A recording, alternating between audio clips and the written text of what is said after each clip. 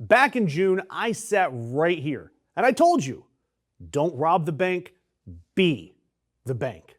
I walked you through how the entire Trump scam worked. The Trump family crypto shop applying for a federal bank charter, the regulator deciding is a guy that Trump hired, and two former officials said that a rejection would be inconceivable.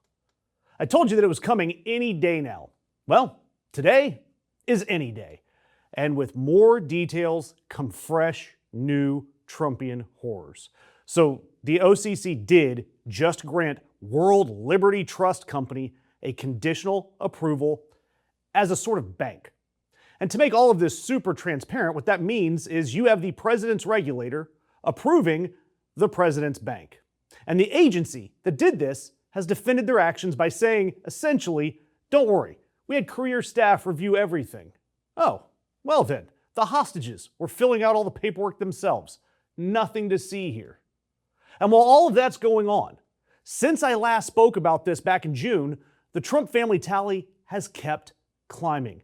Reuters now has them earning $2.3 billion from crypto since Donald Trump took office, almost still dollar for dollar what regular investors have lost on Trump coins.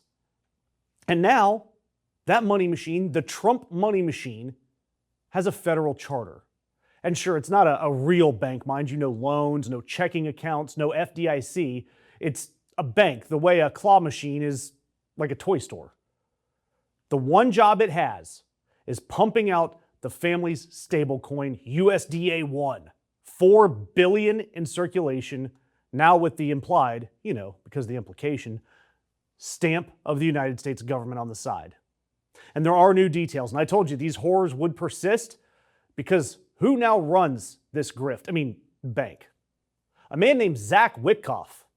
If it sounds familiar, it's because he is the son of Steve Witkoff, Trump's Middle East envoy, the guy who's over there right now trying to negotiate with Iran.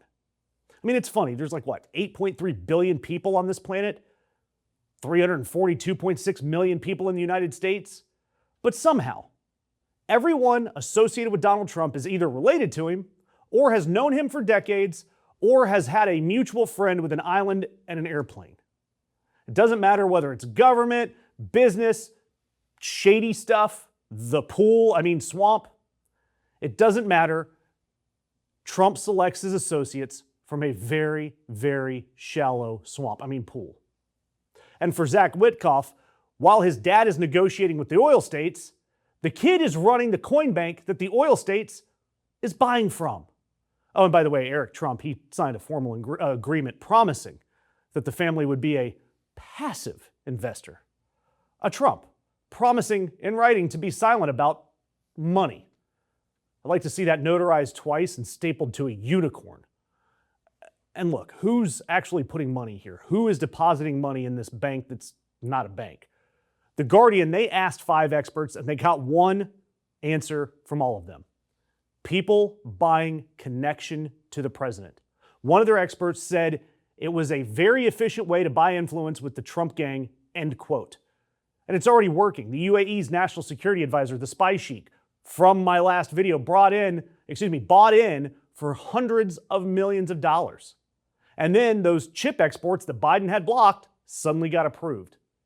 You have Senators Warren and Reid flagging coin buyers that are tied to a North Korean hacking group.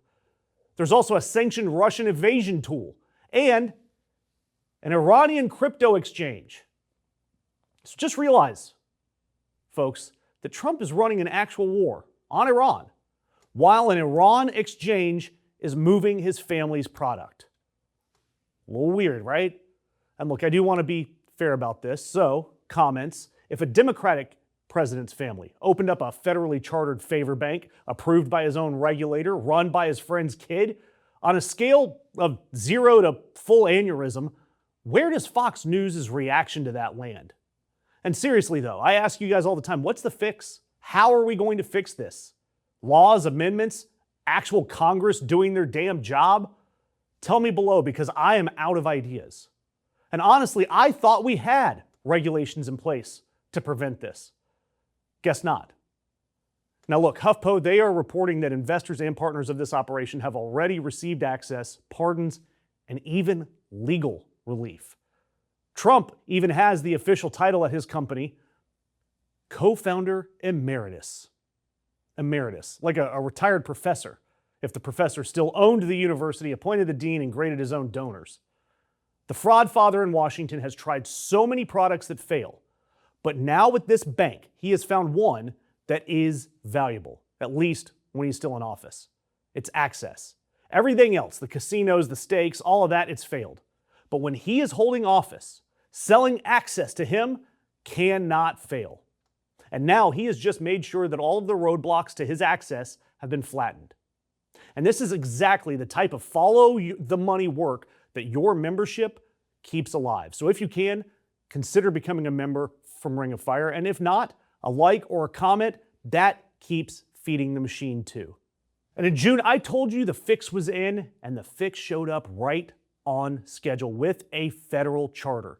The president's family, with a coin with one use, and a line of foreign buyers who all, coincidentally, need something from the White House. They used to call it bribery, but now it has federal approval.